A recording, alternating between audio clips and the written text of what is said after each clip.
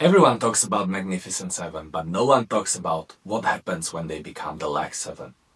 Because they are actually the same stocks. And this year, I'm putting 50k into the market, so this decision matters. Because if I'm wrong, it's not a small mistake. And the uncomfortable part, most portfolios are already exposed to this risk. So if you are working, saving, investing consistently, you probably think you are diversified. Different regions, different sectors, but in reality, a large part of your portfolio still depends on a handful of companies. And most people approach this simply. They choose S&P 500 or global exposure, and global feels safe, right? But when I looked closer, they are heavily driven, both of them, by the same companies. And it's not 50, it's not 100, handful. So even if your portfolio looks diversified, your returns are still concentrated. So here is where it shifts. Those companies, they earn their position, but today they carry higher expectations than ever, and that changes the risk. They don't need to fail, they just need to be slightly worse than expected. And that's enough. The biggest drivers of your returns are becoming the biggest sources of your risks. Same companies, different face. The question is not whether you own them, it's how much your portfolio depends on them. So I had to make a practical decision. By the end of this year, I intend to have around 50k invested.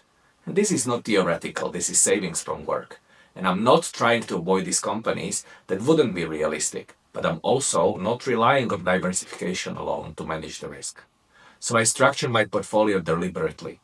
A core that leans into what drives returns. Some broader exposure for balance, and a smaller portion where I accept higher risk for the upside. Not perfect, but clear enough to stay consistent.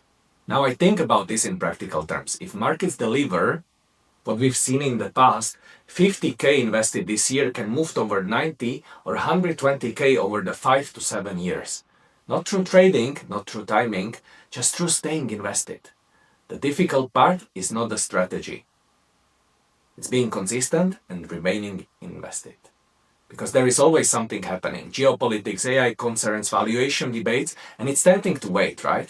But historically, recoveries happen within 2 to 3 years.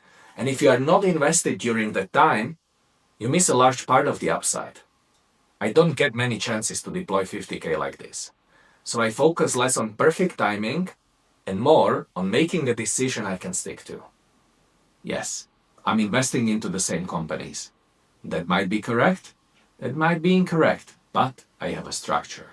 And with time on my side, I'll keep documenting how this plays out. Thank you.